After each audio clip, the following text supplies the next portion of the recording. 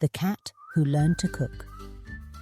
Once upon a time, in a small town nestled between rolling green hills and a sparkling blue river, there lived a curious cat named Whiskers. Whiskers was not just any ordinary cat. With his glossy grey fur, bright amber eyes, and a tail that flicked with excitement at every new discovery, Whiskers was known throughout the neighbourhood for his insatiable sense of adventure. But more than anything, Whiskers loved food. He loved the smell of fresh bread wafting from the bakery, the sizzle of bacon from Mrs. Parker's kitchen, and the sweet aroma of apple pie cooling on a windowsill. But there was one thing Whiskers couldn't do. He couldn't cook. Every day, as he wandered through the town, Whiskers would watch the townsfolk preparing their meals. He'd see Mr. Lee chopping vegetables for his famous noodle soup, hear the laughter of children as they helped their parents bake cookies, and catch the delicious scents that drifted from every home. Whiskers dreamed of making his own meals, of mixing and stirring, of tasting and sharing his creations with friends. But he was a cat, and cats, as everyone knew, just didn't cook, or so everyone thought. One bright and sunny morning, as Whiskers sat beneath the shade of an old oak tree, he overheard a conversation between two birds perched above him. "Mrs. Jenkins is having a baking contest," chirped the first bird. "Whoever makes the most delicious dish will win a golden spoon and a basket of treats." Whiskers' ears perked up. A baking contest. He imagined himself standing before the townsfolk, presenting a dish so tasty that everyone would cheer. But then he remembered he didn't know how to cook. Still, the idea tickled his whiskers. Maybe, just maybe, he could learn. Determined, Whiskers set off through the town. First, he visited Mrs. Parker, the town's best baker. He watched as she kneaded dough and rolled it out with practiced hands. Whiskers tried to imitate her, pushing his paws into a pile of flour on the table. Flour puffed into the air, making him sneeze, but he didn't give up. Mrs. Parker laughed kindly and handed him a tiny apron. "Every good cook starts somewhere, Whiskers. Would you like to help me bake a pie today?" Whiskers nodded eagerly. He watched as Mrs. Parker measured flour, sugar and spices, then mixed them together. He learned to gently fold in apples, to crimp the edges of the crust, and to brush the top with a bit of milk. When the pie was done, Whiskers took his first bite. It was sweet and warm, and it filled him with joy, but Whiskers wanted to learn more. The next day, he visited Mr. Lee's noodle shop. Mr. Lee smiled when he saw Whiskers peeking through the window. "Come in, little friend. Would you like to help me make noodle soup?" Whiskers nodded, and soon he was watching as Mr. Lee chopped carrots, celery, and onions. He taught Whiskers how to use a safe tiny knife for cats, just pretend, of course, and how to stir the bubbling broth. Whiskers learned to taste and season, to add a pinch of salt here and a sprinkle of pepper there. Each day, Whiskers learned something new. He visited the fruit stand, where Mrs. Rivera taught him how to pick the ripest berries. He watched Chef Tony at the pizza shop toss dough high into the air, and even helped spread tomato sauce and sprinkle cheese on a pizza just his size. At every stop, Whiskers listened carefully, eager to soak up every bit of knowledge, every secret ingredient, every special trick. Soon, the day of the baking contest arrived. The town square buzzed with excitement as tables were set up, each covered with dishes of every kind: pies, cakes, cookies, and tarts. Whiskers felt a flutter of nerves in his tummy. He had decided to make a special dish, a berry tart, using the skills he had learned from all his friends. He rolled out the dough, carefully pressing it into a tiny tin. He mixed sweet berries with a touch of honey and a squeeze of lemon, then poured them into the crust. With nimble paws, he arranged the berries in a beautiful pattern, just as Mrs. Parker had shown him. Finally, he baked the tart until the crust was golden and the berries bubbled with juice. When the judges came around, they smiled at Whiskers. "A cat who can cook," they said, surprised. But when they tasted his berry tart, their eyes lit up. "Delicious. The crust is flaky. The berries are sweet and fresh. This is a wonderful treat." The townsfolk cheered, and Whiskers felt his heart soar. He had done it. He had learned to cook, not by magic, but by watching, listening, and practicing with his friends. The judges awarded him the golden spoon and the basket of treats. But what made Whiskers happiest was the knowledge that he could now make delicious food and share it with others. From that day on, Whiskers became the town's favourite little chef. He started his own cat's kitchen, where friends big and small came to cook and eat together. Whiskers taught other animals what he had learned and discovered new recipes every day. And whenever someone said, "But cats can't cook," Whiskers would just smile, tie on his apron, and show them just how wrong they were.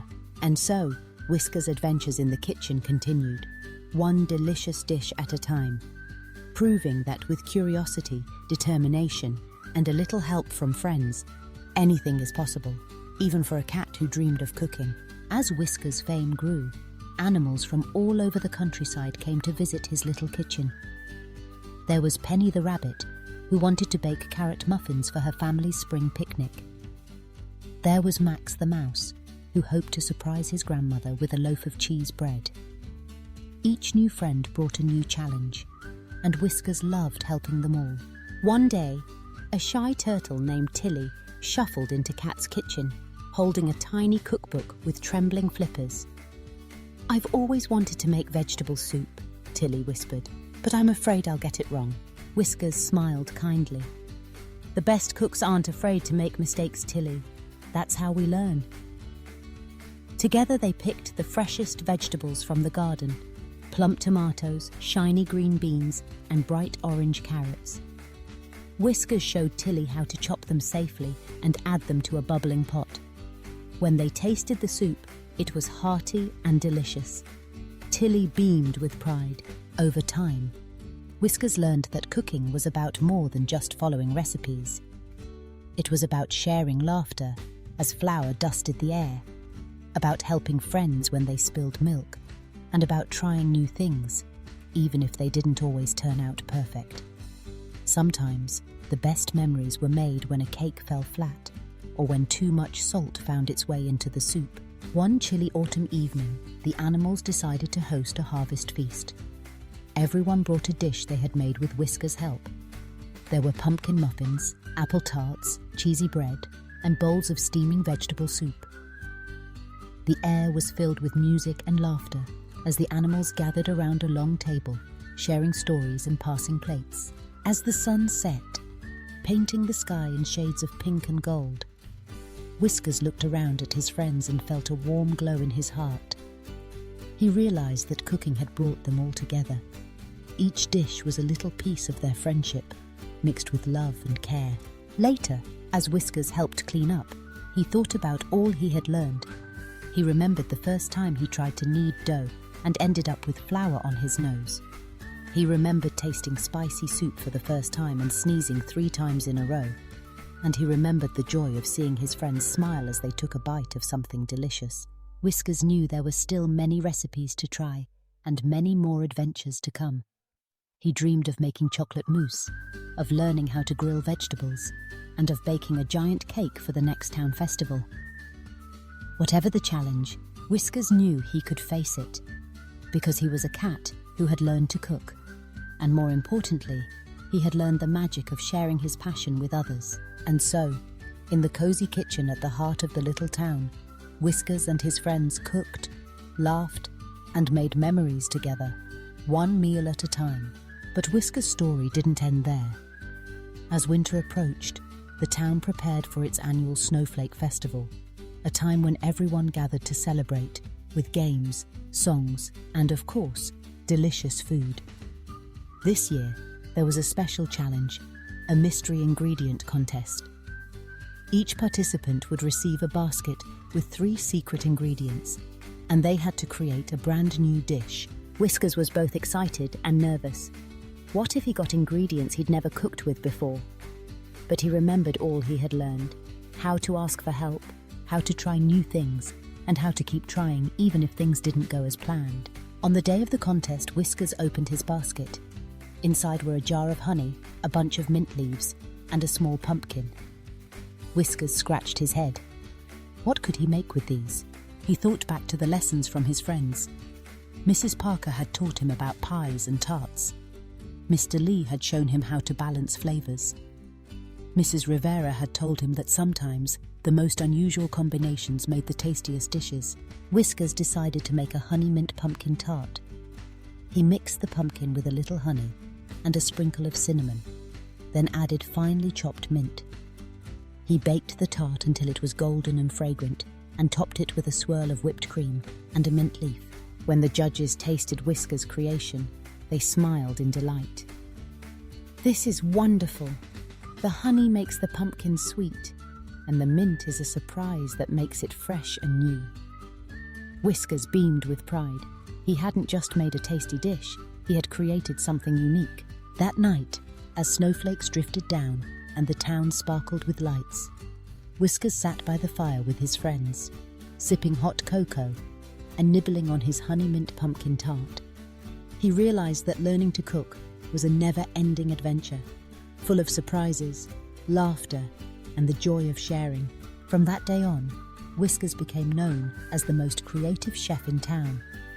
Whenever someone needed help with a tricky recipe or wanted to try something new, they knew just who to ask, and Whiskers always welcomed them with a smile, an apron, and a promise. "Let's cook something wonderful together."